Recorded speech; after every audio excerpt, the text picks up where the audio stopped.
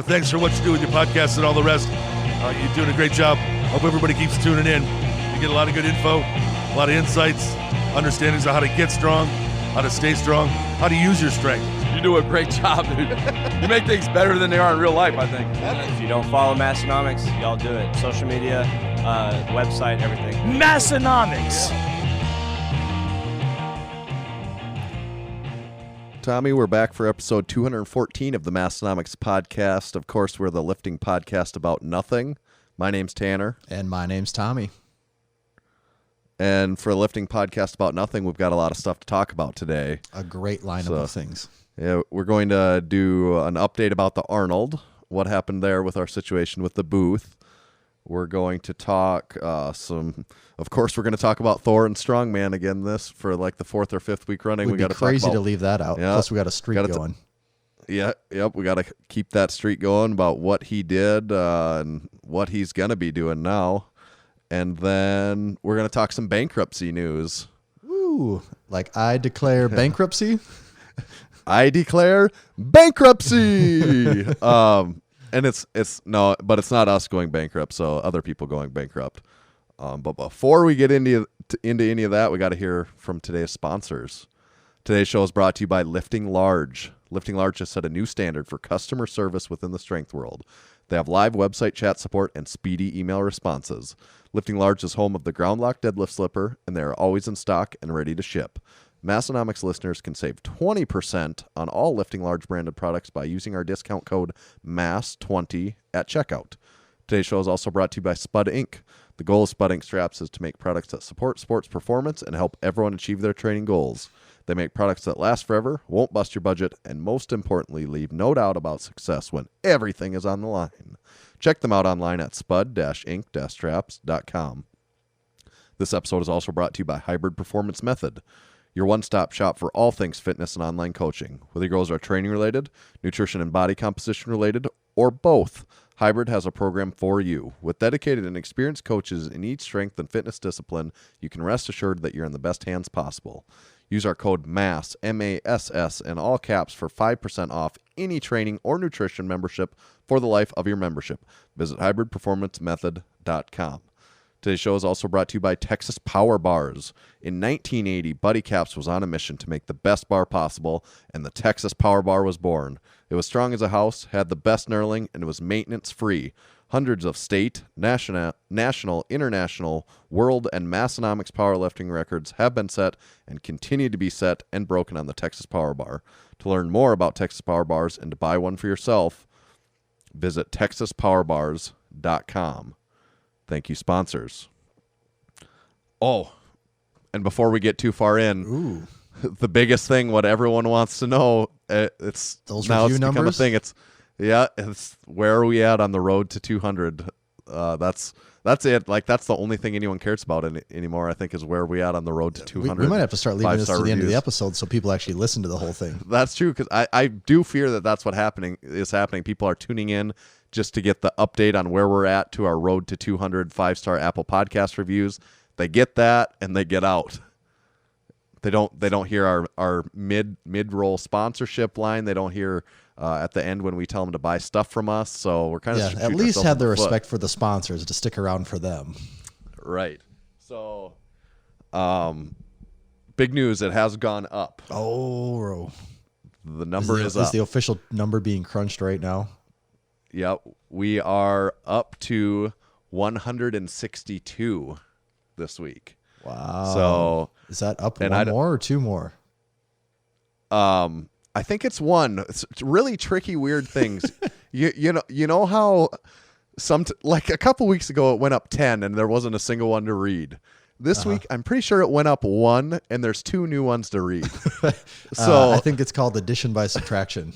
I guess it is.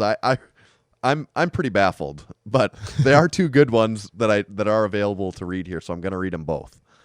But that's the official update. The official count is we're up to 162. So 38 off. Man, we could hit it next week if we keep this up. There's a very good chance. Okay, so review number 1 is from Wardrup, and it's 5 out of 5 stars. And he says, "Y'all are like warm apple pie. Thanks for the awesome podcast, dudes. Look forward to your hot takes every Monday. Y'all keep me motivated for lifting and going when I have gym access. P.S. Why not try McD's apple pie with ice cream? Ooh, I mean, that's not quite outside the box thinking, but it kind of sort of is. I should do both at the same time. Yeah. Two at once. I like that suggestion and that review. Yeah. Next one is from Michael_Daryl. 5 out of 5 stars. The title is #Road to 200. So he gets it. Yep. And he says, "May the odds be ever in your favor." Did you like Hunger Games? I've seen the first one, not even all of it. So I'm not a good, Okay. I'm not, are you up with the whole series? I have not seen them all. I've seen Is there some movies of them. like, are they done? Is there movies for all of them? Is that a thing? Or are they still I think making those are done. Okay. Those are done. That's just how out of the loop I don't know. Actually, I'm not sure. I think they're done, though. Yeah. Well, they're definitely not releasing any this summer. That's for sure. Exactly. But so that's where we're at, 162. A couple good ones to read. Make sure to leave yours before next week so we can read them on air and have something important to say about our number going up on the road to 200. Keep that number climbing. Yep. Oh, one other really important piece of news that everyone wants to know about is, I didn't tell you, but we got like 3 inches of. People have asked. We've been slacking on the weather updates. We have, yeah. Yeah. We have. And people have brought that up. So someone actually suggested we should do an episode that's 100% local South Dakota weather. It could be a fairly entertaining episode for at least a little bit because the variety could be surprising. Right. What's the old saying about the weather here in South Dakota? If you don't like the weather, just wait a week. I think it's even if you don't like the weather, wait 5 minutes. I think the one I heard. 5 minutes. Okay, there you go. Okay. But we got like almost 3 inches of rain the other night, and my sump pump quit working in the middle of that night, and our entire basement got water in it. Did it really?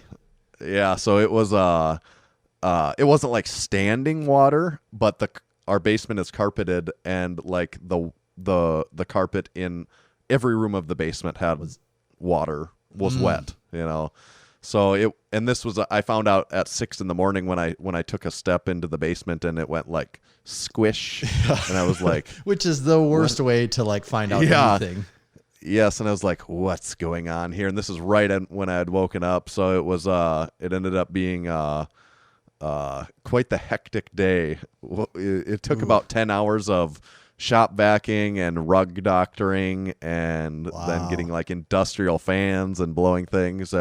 But as of today, pretty happy to report that everything seems to be pretty well dried out and not smelling, and still some things to do to it to keep it from going south. But wow, well, that's good that it's taken care of, but never good when it goes down.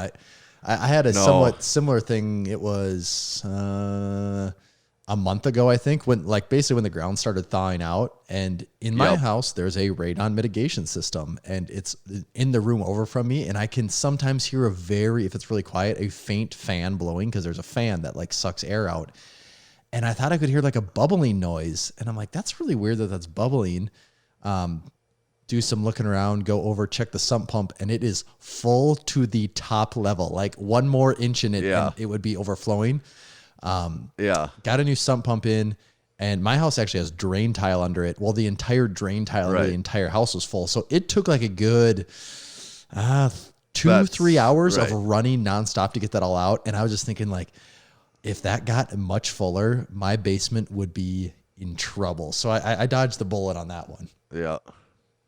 And that's what this was like, is the sump pump still works fine, but the switch, for some reason, it just happened to not engage. I literally that morning went and bumped the switch, like I just had a small stick and just tapped it, like just ever so slightly, and it kicked on. So something within that switch just wasn't quite triggering it to kick on, and it was overflowing out of that's where a lot of the water came from, and the drain tile was all full, just like what you said. Yep. So it was just coming in just around the nonstop, house yeah. everywhere because, everywhere because everywhere because so it was pretty sucky.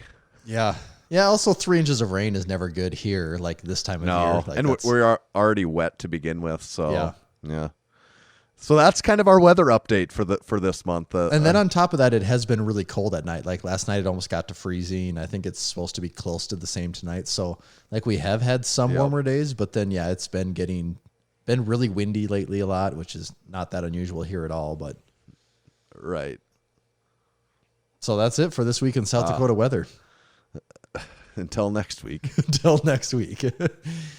We do have something to report on, though, as far as an update of something we left hanging quite a while ago, and people have asked for some updates off and on. We didn't even get updates ourselves until pretty recently, but that issue is the Arnold, and we spent episodes, full-on episodes, talking about the fallout and the issues regarding the Arnold. A lot of that's not news to anyone. The big thing there being we had a lot of money into booth fees, and what happens with that? Are we going to be compensated? Do they just take it? What does that mean for next year? We didn't know any of those things. But since that time, there's been several weeks of emails back and forth, and we do have some answers now, Tanner. Finally, a lot of people have asked, so we thought we shouldn't only report the bad news when someone's doing something we don't like. We should also report like if someone does something right. Yeah, we should let people know. Right. So in our opinion, I think they're doing a good job, doing the best they can given the situation, and obviously the situation ended up being way crazier than we understood at the time. Even, this ended up affecting everything in the world to a scale that we would have never imagined when, because at the time that the Arnold got canceled, this seemed pretty crazy. Yeah, it was like March 1st or 2nd. Right. Coronavirus almost wasn't a thing that, it was a thing that some people didn't even know about at that time, for sure. Right. So, but basically in a nutshell, what they're agreeing to do, it's hasn't been all done yet, but it sounds like it's going to be the case, is they're not going to charge us anything additional to have a booth next year. So you could say that a fee that we paid is almost rolling to next year's, which so you could say already it's a wash, like it's because it's not their fault that the Arnold had to close. We can't blame them for that, especially in hindsight, knowing what we know now. Like, of course, now you'd say, well, of course the Arnold was canceled. You know? Yep. So that's pretty fair. That in itself, especially for a company like us that would plan on going back, that's pretty fair.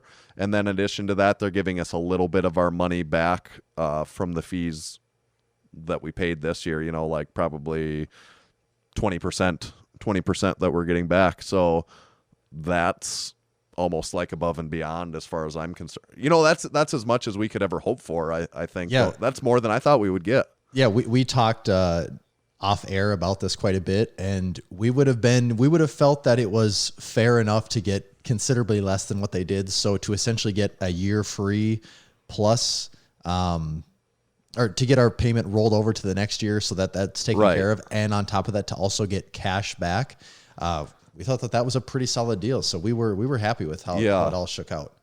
And even in addition to that, they say the 2022 that they will give us a little bit of a discount that year, and which, if they do that, that's great. Even if they decided not to, I wouldn't bitch about it. I'd still be pretty. I think that's pretty fair. So, yeah, I think they did a good job. I'm sure they're eating it somehow, but I would think. I still think they definitely didn't make money like they normally do. Like that's without a doubt how that's working. But all things considered, I think it is pretty fair, and I think it's a win for us, and hopefully it's a win for them too, so they can keep this whole thing going year after year. Yeah, and and they have to worry about hoping to keep vendors coming back. They don't want people to stop coming back, so I think it's probably a good solution for them to hopefully get people to take this rolling deal, so that way people plan on returning. I think most would anyways, but I'm sure it was a concern for them, worrying about people not coming in the future. Yeah, definitely. So that's that. Good stuff.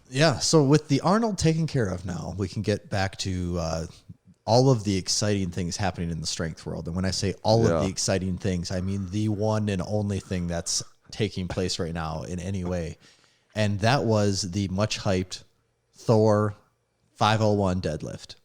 Yep. And spoiler alert, he did it. If you somehow have just missed all communications in the world over the last week or two here, he did manage to pull it off. Looked surprisingly easy. I mean, as easy as 501 can ever look, right? Yeah, I think it really moved pretty good. I saw videos of him and his and Eddie's compared side by side.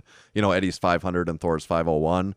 And really, they weren't too much different, I don't think. Maybe Thor's was just like a little bit faster. You know, Thor got it up to like his knees or just past his knees pretty quickly, and you could tell it got harder at a certain point, but he didn't really struggle to lock it out, I don't think. But we both, you and I even said we both kind of expected him to get it. I don't think it was a given because it's still 501 kilograms, but I think it kind of went about how both of us would have and how a lot of people thought it probably would. Yeah, I thought the side-by-side comparison, because, there was a lot of those videos going around, and it was actually surprising watching both at the same time, how speed-wise, how close they really were. Yeah. The big difference there just being the aftermath of Eddie looking like he was dying versus Thor seeming like celebrating. Okay, I guess he did it and he's fine. But for both of them too, looking back though, I think there was probably, I mean, if the bar was loaded heavier, I think they both would have done more weight. I don't know how much more, but does Thor have 520? Probably, right? You would think he could have done more, but also at that level, who knows? Maybe 2 more kilograms, maybe he wouldn't have too. You know, you don't. It's so hard to say. Like, everyone knows that feeling of when you get a PR and people are like, "Dang, you could have done way more." But at the time, you're like, in my head, I don't know. I was going to die. Yeah, right. So who knows? Maybe 5 more kilograms would have been, you know, and he's so proficient. I would assume that. When he can't do it, he just can't do it anymore. Well, I also wouldn't be surprised. It seems like he could have done more. It does, yeah. I also wouldn't be surprised if it's one of those things where it's like, oh, that seemed like it went good, and 10 more kilos is just the spot where hammies just tear. Like, if that was the line, I'd be like, okay, yeah, I'll buy that. Because what makes sense at that level, anyways? Right, for sure. And you know, as far wanted to mention the live stream part of it. I didn't watch it on. It was on regular ESPN. I didn't watch it on there. I watched it on like Rogue's live stream, and they had Laws, who's UK strongman. You know, from the UK. He was like an was calling it over via whatever video conference, and then they had a Icelandic guy live in the gym who was also talking, and they couldn't. I mean, he didn't do anything wrong, but you couldn't have found someone being less excited or less animated. I mean, you would, you know how golf announcers will whisper it's just talk, so even, and that's what it was. I mean, it was really boring. Like, I think if someone was just tuning into that, they would have been. It wasn't done all that well, and I'm sure there were some restrictions because of there were some limitations because of the coronavirus, COVID-19 stuff, probably. But all in all, for as big of a stage as they got themselves to, being on ESPN as a live broadcast, I think they dropped the ball a little bit there. You know, I think that's the one thing. Live streams can be hit and miss, but I would say for the most part, live streams are probably getting better, especially if you were to compare them to 5 years ago. Just the number of live streams is significantly more. But the one thing that people always struggle with, and is almost always a criticism of anything that you watch, is commentators can be pretty bad.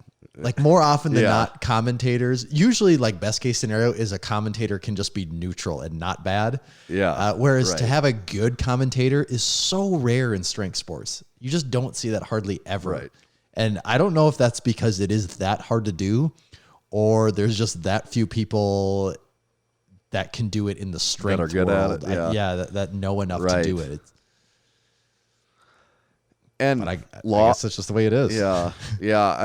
I'm not saying I could have done a better job. I'm just saying what was out there for being on ESPN did not seem very good. I bet some people turning into that were a little bit not blown away by what they saw there. And Underwhelmed. What I still wonder, right, underwhelmed, but maybe, part of it is limitations of the coronavirus. It probably would have been done better had it been in a normal circumstance. And that would make sense. Yeah. But I would just say that that part of it kind of sucked, really. It wasn't, the actual lift, that side of it was pretty cool. There's no 501 kilograms. It's pretty damn cool to watch, but that part of it was a little bit of a letdown. Yeah. Well, you can't have it all, right? Amen. But thank God he did it. I was just like, as I was watching part of this, it's like, man, if he doesn't get it, this is looks so bad for all the people that don't really care about strength sports and might be tuning in for the first time. It's like, yeah, if it's one of those things where he pulls it and it goes 2 inches off the ground, which can totally happen with deadlift PRs. We've all been there. And if it just goes 2 inches, stops, and that's it, it was like, ooh, that was a tough watch. But and then luckily that wasn't the case. Yeah, then it's like, all right, he didn't get it. Thanks for watching. We'll see you next time. Yeah. But I wonder what the script they had in front of them said, like, to do if it doesn't happen, because I would have. That could be really awkward in a hurry.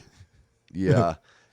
And it seems like they would have had some I don't know if B-roll is the right word, but just like some or even some interviews. Like it seems like they would have pre-interviewed Thor and been able to roll these clips like in between attempts and that sort of thing, like what you would expect on a real production. That would have been a good add to it, but they didn't have stuff like that, and it's just like kind of. Yeah, you just got to think the only excuse you can make is like given the times, like maybe just the budget for that stuff and just the availability of people to do things just isn't there. And it's just, this is what you got to deal with. Yeah. Yeah. So then all that turns into though, yeah. What's next now? What, now that this has been done, what's next for Thor? Yeah. So then Thor got on there and said, announced the 7-figure, boxing contract for him and Eddie to sign. And what was the line Thor had? This is obviously a premeditated line. He said, something like, I just beat your deadlift record and now I'm ready to beat you in the ring. Like that wasn't the exact words, but it was something just like that. And it's like, okay. And it just, it looks like, okay, so it was just the whole beef of Eddie complaining about it just to drum up. Was the whole thing manufactured in general? Because we spent several episodes talking about it. Brian Shaw had huge videos on it. Pretty much everyone that has anything that produces content around it talked about it pretty heavily, which drove up a ton of hype. And now that they rode that, it just feeds right into this next thing that they, I think, had planned all along. Yeah, I think it was all premeditated. They might not like each other that much, which is possibly true. I don't even know if I believe that. I think it was all pretty much all a setup for this. For a lot of a huge chunk of it was a setup just for this, and which is not a stupid decision on their parts. It was both intelligent. Marketing. Yep, they built a story. They were smart. They were smart marketers and made a story and got people to go with it. So, is there a date on that? I can't even remember now. So that's the thing. The boxing match is set for September of 2021. Oh, so we are okay. The boxing match is a year and a half away. Mm-hmm. And so what Thor has said is that's all he's doing now is training for this boxing match. He's not going to do World's Strongest Man in 2020.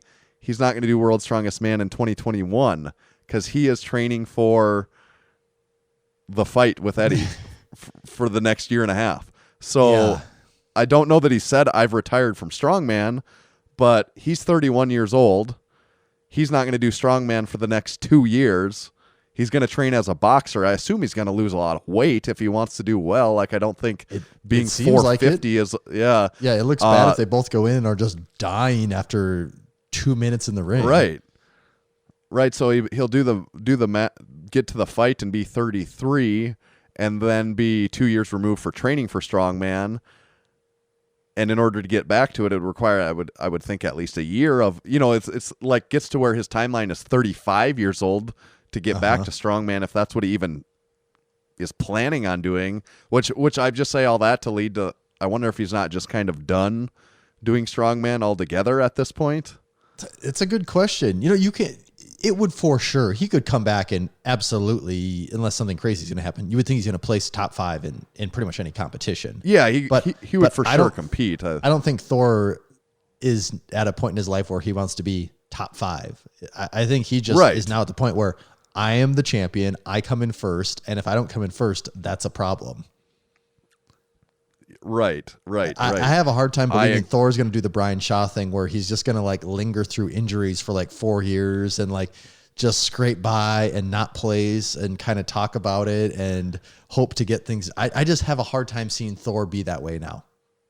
Yeah. What is the saying? You either, like you either die early or you live, or it's like the Batman quote, or you live long enough to see yourself become the bad guy, or you know. And it kind of goes with the whole burnout or fade away thing too, Right. It seems hard to believe that Thor would take that approach though. Right. So that's my take on it is he is going to leave on top and probably not come back. And also like, he's arguably the best strongman right now. I think like he would be the favorite to win World's Strongest Man if that's what he was pursuing right now. But him taking 2 years off of it, like guys like Mateusz Kielkowski, him actively training for 2 more years, he's going to be better than Thor over that period of time. The only thing stopping Mateusz from having 1 or 2 Arnold's and World's Strongest Man is essentially his deadlift. Like if his deadlift was in the top 4 or even the top 5, he would have many more titles to his name already. And to think that that's not going to think that his deadlift won't go up over the next 2 years, it's possible it won't, but it seems hard to believe that it wouldn't. And if that goes up, then it seems like he has everything unlocked for several more years too then. Yeah. Thor's not so much better than the rest of the field that he could just screw off and still be able to come back and win. Like if he's not dedicating everything to it like he has, those other guys would be better is what I would think. Martins, Mateusz, probably Brian, like they're people that I wouldn't even know to mention. They would be better than him at strongman if he's not training for strongman, which isn't a weird thing to say. I guess it makes sense. But so yeah, what do you that's kind of what I think is that he's probably done doing strongman, which is kind of for anyone that likes strongman is a pretty big loss for the sport of strongman. For what's exciting to see, it kind of sucks that he won't be doing that anymore. It is. At the same time, you just wonder, like, will he be a part of it in some way? Like, will he be right? Just with the accent, will he be an MC at World's Strongest Man? I was going to say with the accent, it seems like they bring him and Eddie both there. Yeah, I think Eddie is much more of especially from an English standpoint. He speaks English, like he's much easier, and Thor does, but he's not. I wouldn't say as charismatic and fluent on the mic as someone like Eddie would be. No. So I don't know if I could ever see him in a position like that. I could for sure just see him being like, all right, let's see what Thor says for something. But as far as commentating a whole show or being an MC for a whole show, I don't see him in that position. I could just see him being around the sport always, right. To think that you could go to the Arnold in 10 years and Thor's in the corner of the stage or just there, that doesn't seem unusual, or the head judge, something like that for events. That all seems believable, but I don't know. It will be interesting to see what the next few years hold for Thor. Like where his career opportunities take him. Yeah. So what do you think about the boxing match? Though that's the thing. Like, let's read some ads, and then we'll go in on that boxing match a little more. Yeah. Okay. Good. Today's show is brought to you by Lifting Large. Lifting Large sets the new standard for customer service within the strength world. Get email responses in hours, not days. They now have live website chat support available during the weekdays, so you can get advice from a real powerlifter with actual platform experience. The Lifting Large team wants to help you achieve new PRs in the gym and on the competition stage. When you're ready to try single ply and make your way to the dark side, give them a call. Lifting Large is home to the ground lock deadlift slipper, and it's always in stock and always ready to ship. Massenomics listeners can save 20% on all Lifting Large branded products by using discount code MASS20 at checkout. That's MASS20 to save 20% on all Lifting Large branded items. Place your orders at liftinglarge.com, and you can follow them on Instagram at liftinglarge.com. That's liftinglarge.com. The Massenomics podcast is also brought to you by Spud Inc. and the Spud Inc. dumbbell handles. I should say the Spud Inc. dumbbell handle. Spud Inc. calls it the cartoon dumbbell handle because they can hold a ridiculous amount of weight. They have loaded it up to 525 pounds. Can you one-arm row that? Probably not. No. These things are jacked for a simple dumbbell. For years, 200-pound dumbbells were about the heaviest available, and they were always awkward to press. With the new Spud Inc. cartoon dumbbell handle, a new level is here. The bar alone weighs 25 pounds, and it is 36 inches in length. The total weight loading area is 28 inches. The handle is well knurled, and the quality is much better than even the top bars out there. Check out the Spud Inc. dumbbell handle online at spud-inc-straps.com. And this episode is also brought to you by Hybrid Performance Method. If you've been training without a coach and have been looking for a competitive edge, remember to check out hybridperformancemethod.com. Hybrid has 15 different strength and fitness programs covering everything from strongman to gymnastics and general fitness, all included in one training membership. That's not all. Hybrid also offers one-on-one personalized nutrition coaching that uses lifestyle habits and a flexible approach to shape your nutrition plan around your current lifestyle instead of turning your lifestyle upside down in order to support unsustainable habits that only work in the short run the way most programs do. If you're ready to take your training, nutrition, or both to the next level, use code MASS in all caps for 5% off membership to all programs for the life of your membership. And today's show is also brought to you by Texas Power Bars. Buddy Capps first started lifting weights in the late 60s and began powerlifting in the mid 70s. At the time, he was working for Image Barbell building gym equipment. Around 1976, a local machine shop started making Olympic bars for them, calling it the Image Bar. In 1977, Image Barbell became Champion Barbell. It was then that Buddy started looking at the bars with an intent of changing them for the better. In 1979, Buddy bought his first lathe to begin addressing the known issues. In 1980, his passion, drive, and purpose now had a greater mission. Buddy set out on his own to make what he believed was the greatest bar he had ever trained with, and the Texas Power Bar was born.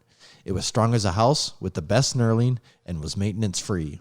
Hundreds of state, national, international, Massenomics, and world powerlifting records have been set and continue to be set and broken on the Texas Power Bar. To learn more about Texas Power Bars and buy one of their legendary bars, visit texaspowerbars.com. Thank you to our sponsors. Oh, yeah.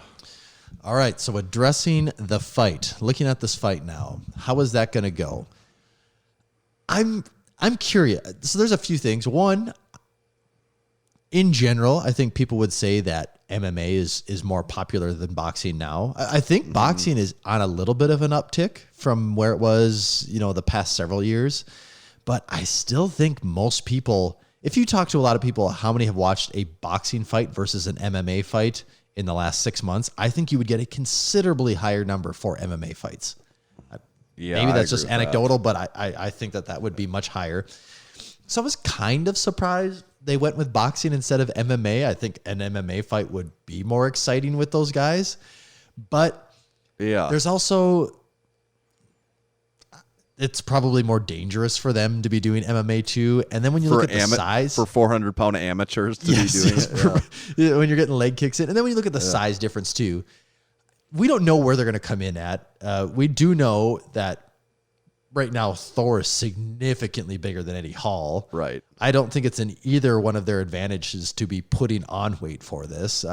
No. You would think they're going to be sizing down, but with boxing reach, I should actually say right away, I know almost nothing about boxing. So this is coming from the total layman perspective. But reach, I believe, is an important part of the sport. And Thor has to have Eddie Hall beat by a lot there, right? You would sure think so. Eddie's like 6'2", 6'3", and Thor's like 6'9". So, yeah, definitely. And the weight thing is going to be interesting, but I also believe that once you're over 300 pounds, a 300-pound man throwing a proper punch, I don't think it really matters if you're at that point 325, 350, or 400 for that matter. If it connects, it's going to connect, right? Yeah.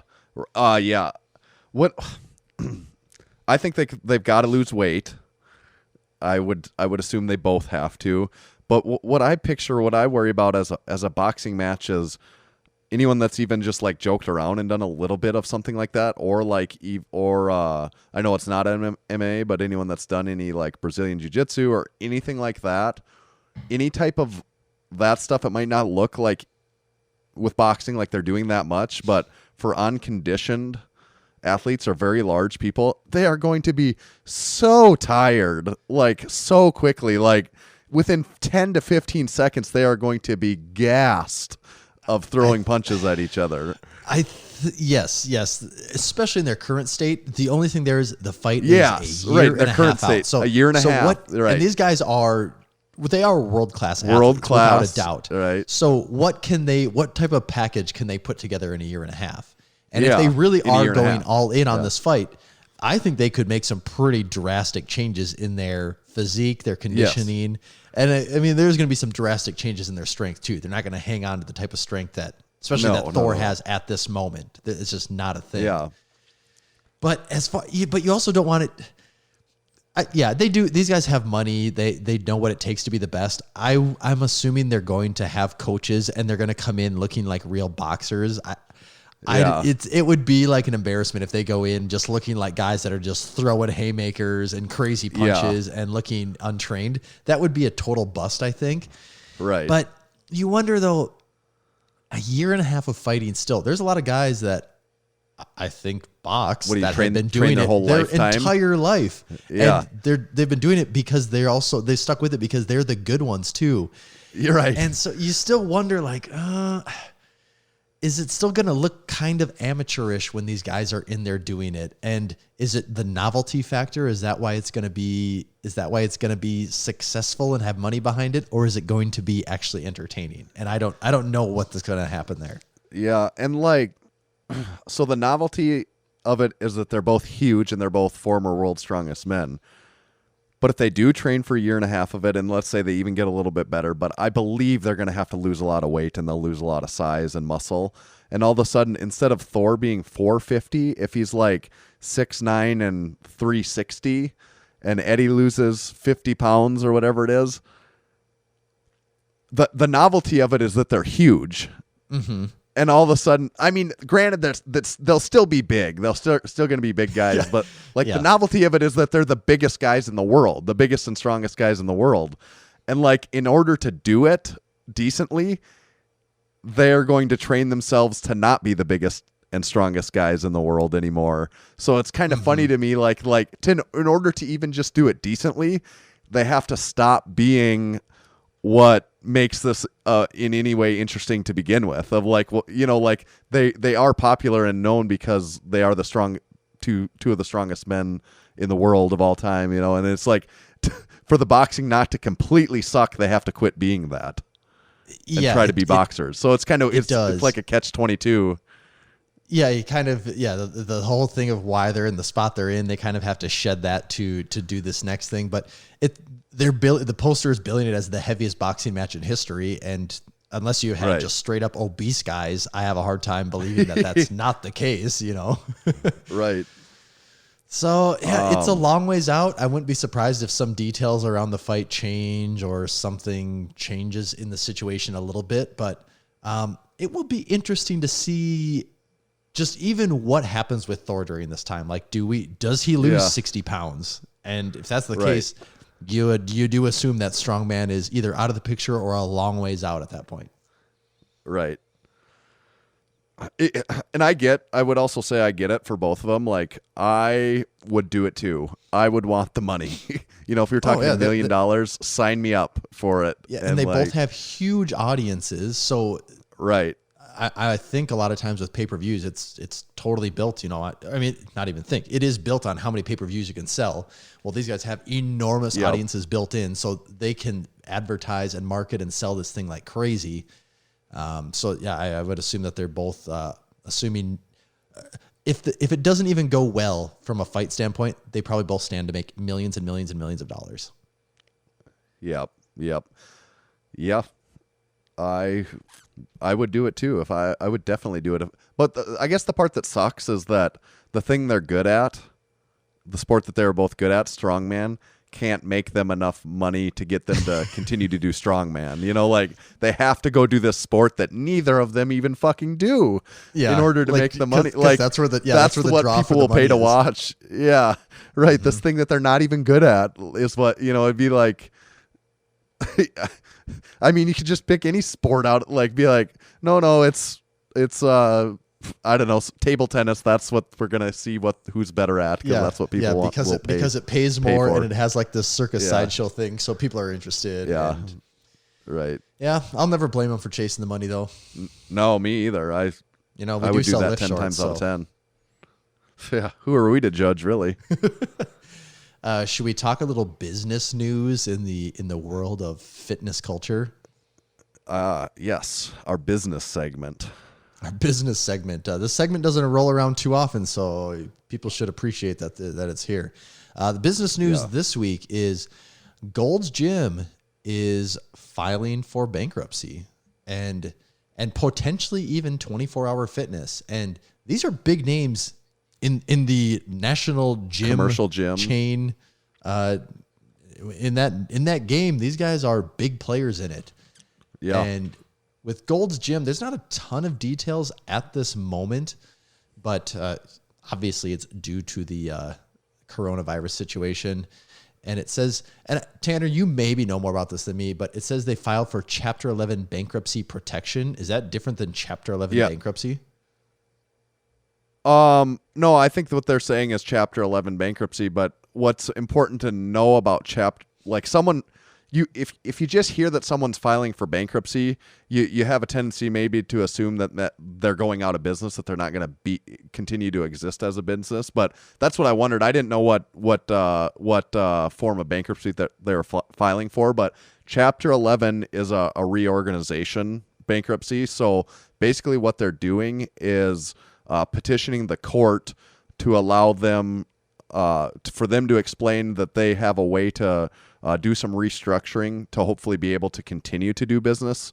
So their creditors are forced to almost hang out and take a step back for a minute and can't force them to pay those amounts owed right away all up front. They can't call those notes due. So it gives them a chance to be able to restructure some assets or sell some things and pay some things off, and gives them a certain period of time to be able to go through the bankruptcy court and get those things paid in a way that's more advantageous for them to have more time to be able to try to make it work. They're basically trying to get a blessing to say, I just need to write some IOUs for now, and I'll get back to you when I can. Well, yeah, and it's kind of the creditors get screwed a little bit. The people that owe them money could get screwed a little bit, and that's kind of the shitty part for someone that borrows money. But that's also part of the risk of borrowing people money, and they could still pay off all of their debts, and then it could work for them. They could come through it and be a financially successful business still. It could just be a smaller business, or they could do something different than what they're doing right now. But what I would say is it doesn't mean that they're going away, but I do think but part of that, there has to be some significant change in there. Like they're not going to be allowed to file for Chapter 11 bankruptcy and just say, yeah, we're not doing anything different. We're just going to keep losing money the way we have been for the last 10 years or whatever. But so they must be closing. Didn't you say they're closing some locations? And it says last month they closed about 30 company-owned gyms. But right here it says they have 700 gyms worldwide. So I mean, that's still a somewhat small percentage when you look at it from that standpoint. Right. But they closed the gyms. It said to maintain the strength and growth of the potential of the brand, as well ensure the continued viability of the company for decades to come.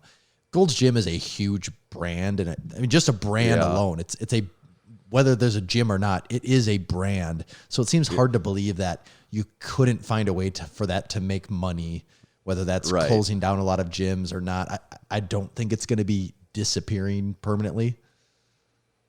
No, I don't think so. But we even talked about it in probably a month or so back in one of our episodes, is what the hell's going to happen. Like how affected are these Globo gyms like this going to be by this shutdown and everything like that? And obviously this is a factor in what's going on here.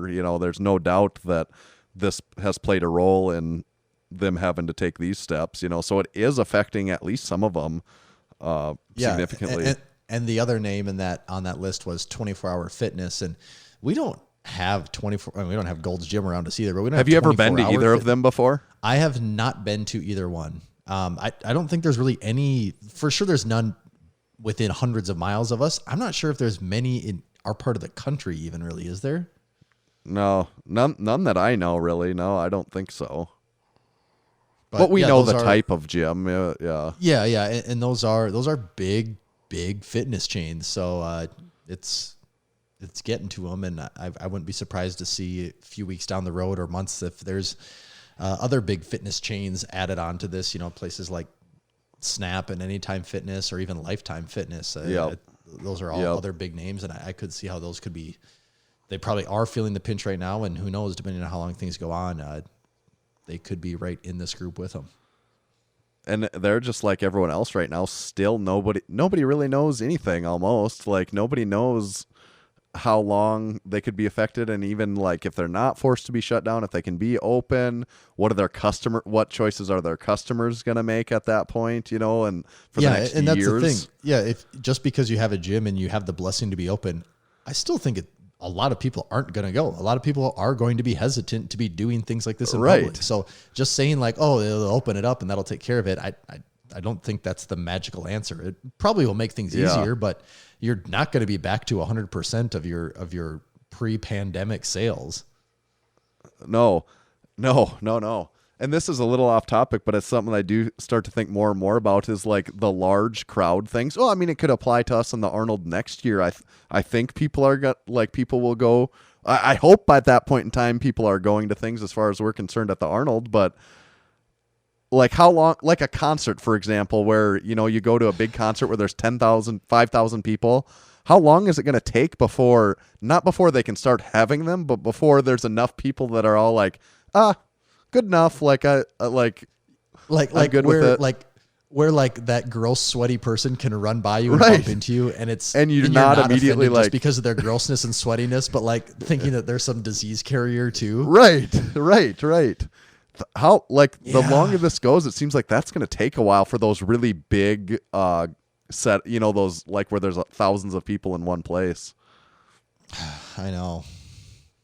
Just 6 months ago, the world was just such a simple place, wasn't it? Isn't that so true? I mean, that's a joke, but also it is like way different. It's funny how much different the world is in that short a period of time. Usually you say like, the 90s, such a simple time, or the early 2000s. And now it's like, just a few months ago. Yeah. February. A few months ago. Yeah. January 2020. What a simple time that was. Yeah. Could just do what we wanted. No one had a care in the world besides what they were going to spend more dumb money on. Yep. Yeah, the world changed in a hurry. Like lift shorts. Exactly, like lift shorts. We are getting down there on time. Should we hop into some over-under, Tanner? Oh, yes. Assuming this was the episode that we weren't going to break the streak. No, we got the streak is alive. And now this is probably after the Road to 200 podcast reviews update. This is maybe now the second most favorite segment on the Massenomics podcast. With, of course, the update on Road to 200 being the most favorite. Okay, so we're overrated, underrated here. I'm going to call an audible on topic number 1 as I'm reading it. It just made me think of something else, so that the current topic number 1 is going to get pushed to next week. And replaced with something else. We got a regular Peyton Manning over here. So Omaha. So remember that I said this. So next week you'll laugh at what the replacement here was. There'll be a funny correlation. So we'll have to remember to discuss that. So topic number 1 for this week is Jimmy Buffett, overrated or underrated? Jimmy Buffett. Are we talking about a Margaritaville or Jimmy Buffett? As far as I'm concerned, a Margaritaville has almost overtaken Jimmy Buffett as far as what the man is. I mean, he has his own margarita maker. You can get a Margaritaville margarita blender. That's okay. Gotcha. That's peak performance right there. And we do like discussing home appliances on this show too, so that fits in pretty nicely. Jimmy Buffett really does fit in that middle class fancy vibe category of things. I'm trying to Margaritaville. I spelled it wrong the first time here, and I got Margaretville in like New York. Okay, Margaritaville. Yep. Okay, I just had to confirm it is a restaurant. Did you know that, Tanner? No. Yeah, I'm not surprised though. Yeah. According to Google, their Google business listing, it is a bar and grill inspired by the Jimmy Buffett song, with seafood, burgers, drinks amid tropical decor. So, Margarita. I think Margaritaville is a little overrated. It is Jimmy one of those Buffett things. And Margaritaville. Yeah. All right, sorry, Jimmy Buffett. Yeah. I think Jimmy Buffett is a little overrated. Outside of Margaritaville, I know almost nothing about him, which makes me I know think he does a lot of like corporate just like fancy corporate expensive retreat things. To me, it's just like he just really just panders to like white guys in their 50s plus, like which I guess maybe that's understanding your target market and just doubling down on that. But outside of, I don't know if he has a whole lot of range and variety. I think Jimmy Buffett's a little overrated. Well, there goes all of our white 50-year-old plus male listeners. Wow. Did you know Margaritaville is from 1977? No. Wow. I didn't know the song had been around that long. That's at least 10 years older than I would have guessed. To me, if you said early 90s or even late 80s, I would have said, I would have said like seems 91. Right. Yeah. Like when I think of 70s music, Margaritaville isn't really what comes to mind. No. Huh. But yeah. So overrated. Jimmy Buffett is overrated. Okay. Topic number 2, overrated or underrated, the Fast and the Furious franchise. This is one of those tough ones because financially they're huge successes. There's no doubt about that. The Rock is a part of it. Vin Diesel is universally loved. Vin Diesel is Vin Diesel. The late Paul Walker. The late Paul Walker was a part of many of them. Growing up, I could tell you absolutely I was a huge fan of the movies on and off. But I think the franchise is a little overrated. Have you kept up with them lately? No. I haven't either. I've maybe seen one that The Rock's in, honestly. I think I for sure have seen one, maybe two. It just it's not that I wouldn't watch it though. I would watch probably. I bet they're all entertaining. Like I bet they're all good, kind of. I'm not debating that if I sat down and watched, that it'd be a solid 2 hours of entertainment. I don't doubt that for a second. I think that they're probably a little overrated though. What about Tokyo Drift? I don't think I've ever seen Tokyo Drift actually. I think that was the first one that I was like, this is getting. It just feels like they're beating a dead horse now. And that was already like the third or fourth one only, wasn't it? Yeah.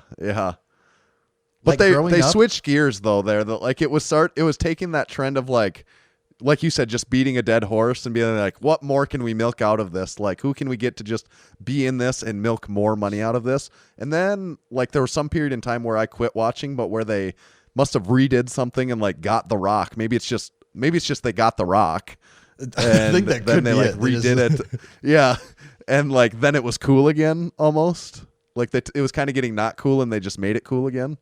Yeah, which makes it seem like, well, the most important thing seems like it should be having a story. And if your story is so dependent on who is the person, who is the actor in the story, maybe it doesn't have enough legs to just be on its own. But yeah, absolutely, they're entertaining, but I do think that they're a little overrated. Yeah. Okay. In that same vein, to a certain degree, actually, overrated or underrated, Lamborghinis. I don't know if Lamborghinis are featured much on Fast and the Furious. That's not a topic because of that, but now that I think about it, Lamborghinis is not altogether completely different there. You know, have you ever been in one in your life, Tanner? I have not. I haven't either, and I would love to be in one. Yeah. Even if I couldn't drive it, just to be in one would be cool. It'd be really cool to drive one too. Yes. But are they overrated or underrated? They kind of are at that pinnacle. You know, if people said a really, really nice car, most people would, if you said name like 3 names, they would say Ferrari, Lamborghini, and maybe now with how much they get called out. Yeah, would be with Tesla. I feel like with rap songs, you'd hear something about like a Rolls Royce or a Wraith or something like that. You know, those things get called out in rap songs a lot. But do people still talk about Bentleys? Yep, I think Bentleys do too. But as far as supercars go, it's Ferrari, Bugattis. And Lamborghini. You know, Bugattis get a lot of hype around Bugattis them too. But being overrated or underrated though, that is tricky. They kind of are at the pinnacle, so you kind of say they're up there. It's something I personally have zero experience with. And they also cost like $400,000. They cost I wouldn't even be surprised if they're more than that. Yeah. But Lamborghini, I'll say overrated. Overrated. Okay. I don't even know what like the current models of Lamborghini, like what different Lamborghini. I think Huracan is maybe one that they still make. Like I'm not up on what their current models are either. Let's find out really quick here. They are. I'm going with Huracan models. Okay. They have. I'm probably going to say these. Yep, Huracan, if that's how you say it. Urus, which is like their SUV, it looks pretty cool actually. Then they have the. Is it the Aventador? Yes. I don't even know how you say that. I think that's right. Yep. Yeah. So it's really like 3 models. God, they do look really cool. Yeah. Like there's no doubt that it looks really, really cool. I think Lamborghinis look cooler than Ferraris. Like Ferraris also look really cool, but as far as supercars go, Lamborghinis have like the supercar look to me. What even is in the Ferrari lineup right now? I'm curious, just because I haven't paid attention to like high-end cars in quite a while here. Ferrari makes way more cars though. Yeah. Seeing the Ferrari names are never as cool. Like it's like the 812. It's are they numbers usually? Yeah. It's like the 812 super fast. Right. What do they have here? 812 super fast, 812 GTS, SF90, F8, F8, F88, or sorry, 488. None of those are as memorable as Aventador. You know, like it's not doesn't pop off. F8 like Spider sounds kind of cool. I'll give them that. I think Spider for Ferrari just means it's the convertible. If I remember right, is that what it is? Yep, there we go. I think Spider just means the convertible. hard top just flipped back. You're right. I'm still gonna say Lamborghini is a little overrated, but I mean, it's an awesome car from look, styling, engineering. I just wish I had some experience personally with one of them, and then I could really offer some real. Maybe we could rent one if we sell a few more pairs of lift shorts. There we go. Yeah. Go to like Vegas. Go to Vegas and rent get one of those where you rent and just drive it up and down the strip at 10 miles an hour. Yep. Okay. So last topic for today on overrated, underrated. Saying dinner. Saying dinner versus supper. I think is what you're. Well, getting that's at not here, the. That's part of it, but some people might say dinner versus lunch. Oh, see, I don't. Okay, what if we're gonna say dinner versus lunch? To me, that's wrong. That's wrong all the time. Like, shouldn't say dinner. If you wanted to say dinner break, I'd maybe cut you some slack there. But dinner to me is always the last meal of the day. Lunch is always the middle meal. If you want to say dinner break, people understand that that's a break that you take usually during work, which is typically in the middle of the day. Yeah. I would make that leap, but like, let's go get dinner at lunchtime. I don't like that. It just doesn't sit right with me there. But if I'm thinking like the Midwest thing is people in the Midwest, it's supper. Supper is at nighttime. I usually think I don't even know what I say. I feel like I say dinner more, but I don't know for a fact if I do that or not. I feel like I do. But dinner. Are we saying the word here or like the fact of eating? Because eating is always underrated, without a doubt. Using the word. Yeah, no, using the word in dinner in replace of the alternatives. I think so. Dinner in every other part of the world is probably overrated to say it. Saying dinner in the Midwest is probably underrated though. Okay. So because we live in the Midwest, I think I'll say saying dinner is underrated. I think underrated. I cheated and did a little research on what dinner, because that seems to be almost like a worldwide controversy on some level of like what is dinner. And what I came to learn is that dinner is not time of the day specific. The broadest definition of dinner is that it is the reason some people say it for lunch and some people can use it for evening time is it is not necessarily related to the time of the day. It is your largest meal of the day. Oh. Where lunch and supper, lunch is specific to that noonish time, supper is specific to evening time, but those are both also broadly considered smaller meals. If you say supper, that is a smaller meal. Lunch is a smaller meal. Dinner is your biggest meal of the day, like your big meal. So if someone generally eats that over noon, they could call that dinner, where if they more so eat that in the evening, which I think would be more common, you would call that dinner.